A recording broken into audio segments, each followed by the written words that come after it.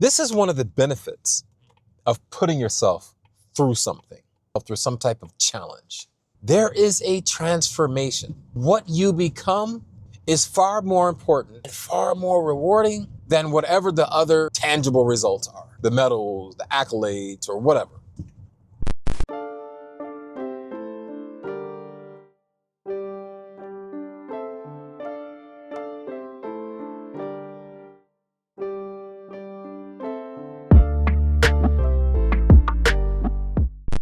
All right, it is Wednesday, March 12th. I just broke my fast. It is 7:28. I'm on my way to the gym, not jiu-jitsu, but to the regular gym.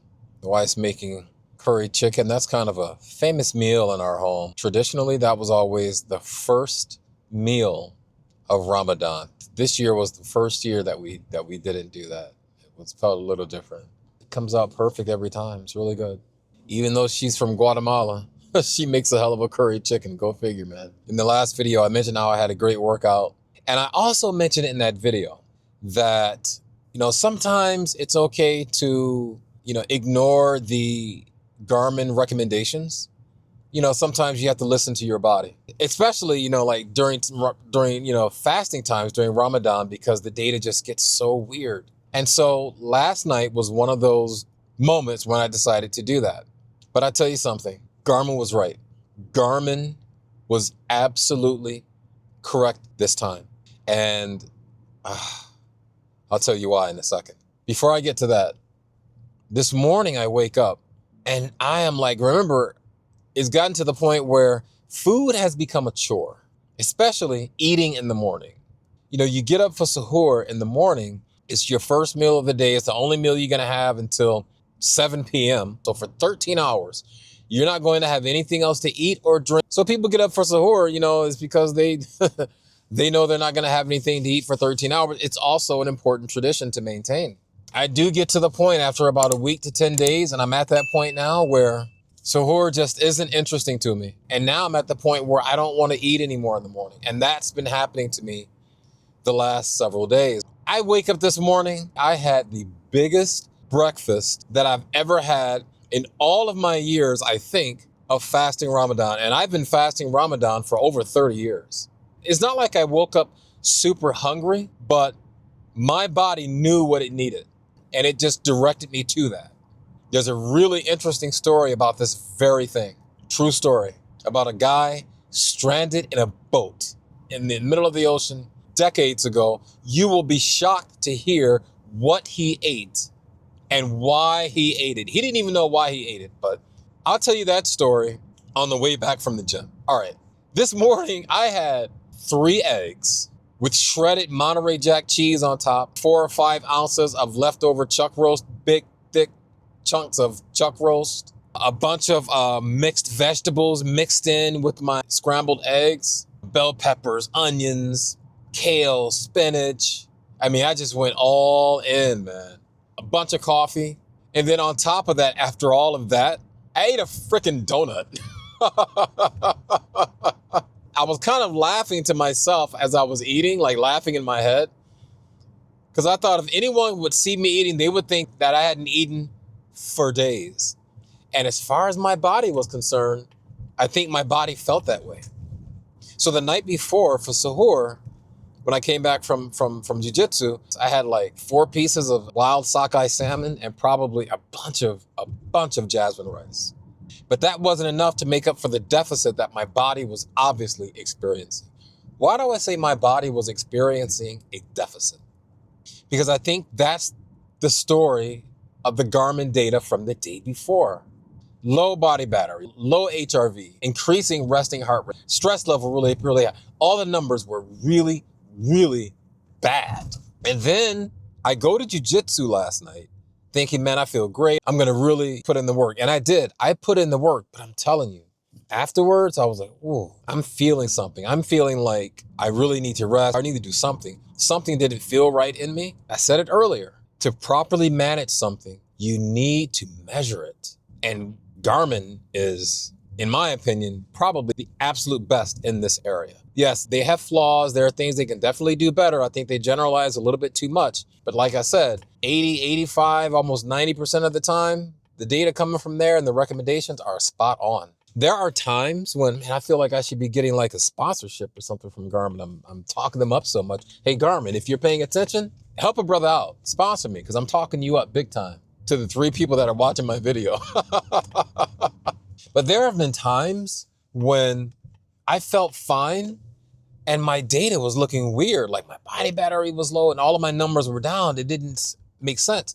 And then lo and behold, it turns out I was getting sick, but I didn't notice it, but my internals were showing it. Even though I couldn't feel it yet, Garmin sensed it. And it's just really, really good at that.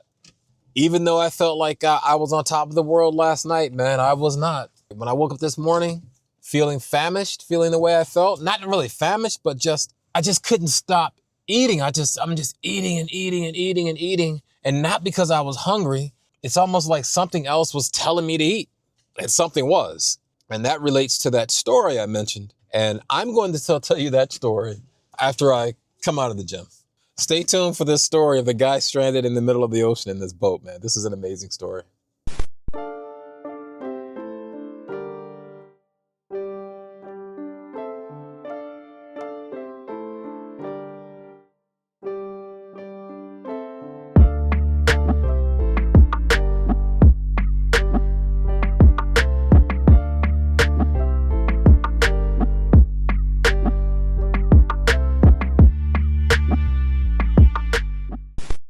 All right, guys, man, we got to talk. Let me tell you something. I discovered a couple of things today, a couple of important things. And see, this is one of the benefits of putting yourself through something, of putting yourself through some type of challenge. Travis Stevens, U.S. Olympic gold medalist in judo, I think in 2016, I think. He has an awesome story. Look up the interview with him on the Lex Friedman podcast. You want to hear about struggle, the alchemy of struggle? That guy is the walking embodiment of it. He said something on that podcast that I found so profound that to this day, I include that quote in my email signature. So anyone who receives an email from me, a work email, sees that quote. And he said, when Lex asked him about, where do you keep your medals? Where are your medals? And he was like, they're like in a drawer or something. I don't know. I don't remember where they are. Something like that, he said. Then he said, watch this. Who you become along the journey is the prize. And that's the beauty of putting yourself through something. There is a transformation. And what you become is far more important and far more rewarding than whatever the other, tangible results are. The medals, the accolades, or whatever. Why do I say this? Because, man, I discovered something. As I'm going through this, I keep discovering new stuff. And it's just amazing. So you remember last week, it might be episode 5, where I talk about doing the WOD, the Cindy WOD CrossFit workout. And if you remember, if you don't, man, go back and watch that video. I believe it's episode 5. And I talk about how usually when I do this workout, outside of Ramadan, I just bang out these sets, man, like boom, boom, boom, boom, boom. And then I went in there a few days after starting Ramadan, and it was like, man, I did the first pull-up, but it was like, ooh, my body just felt different. I felt weak. I just did not feel like myself. Man, tonight was totally different. Tonight was totally different. I had energy. I had strength. I had focus. And I think I know what the difference was. It was because my body made me sit down and nourish it properly. My body wanted something. And nature took its course, and I just sat down and I just ate. My body was deprived of the nutrients that it needed, considering the amount of stress that I'm putting on it, not just with Ramadan and fasting, but with training for IBJJF while fasting in Ramadan. This brings me to the story that I mentioned earlier. I heard this story years ago. It just stuck with me. There was this guy. He ended up stranded in the middle of the ocean. I don't remember how long he was stranded there for, But he was out there for a long time. And at first, he's in the ocean, right? So there's food all around him. He was eating fish. But after being out there for a while, he had this overwhelming desire to eat fish eyes. Very weird. And he didn't understand why that was, but all of a sudden, fish eyes were just like candy to him. He started just eating the eyes of the fish instead of the whole fish. Well, it turns out when they ran tests on him after he was rescued, he was severely lacking in vitamin A. Guess what part of the fish contains an abundance of vitamin A? The eyes. The eyes. The body knew what it needed, and it directed him to go get it.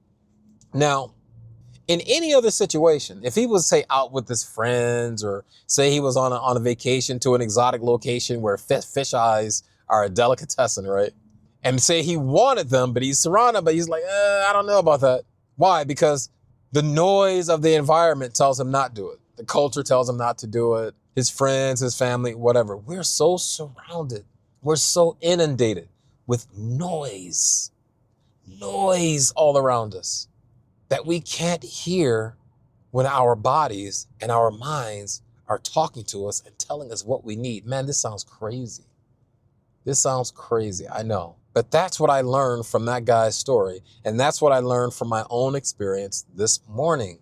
One of the things that I love about Ramadan every year, and it's why I call it the Great Reset, is because during Ramadan, I do things differently.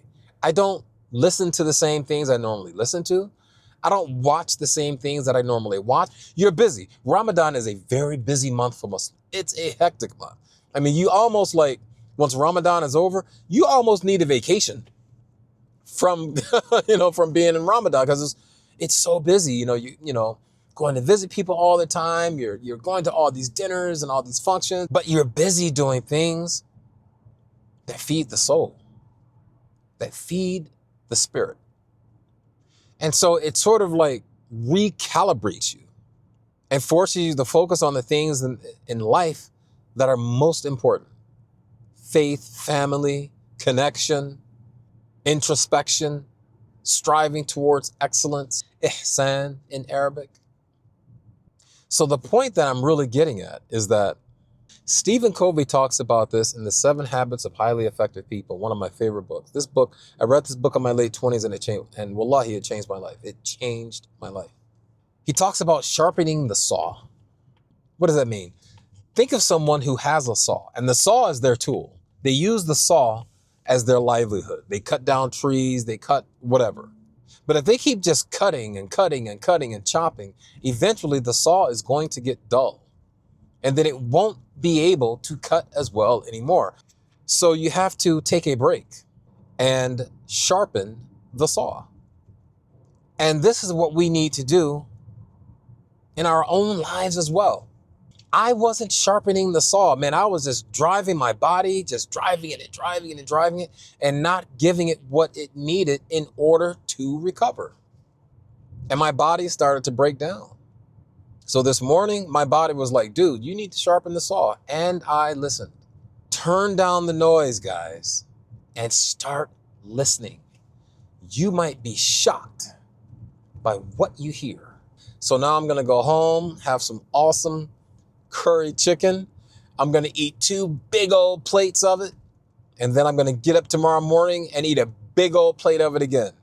It's time for me to start fueling my body, sharpening the saw, and crush this goal. It's the Ramadan Jiu Jitsu grind, baby.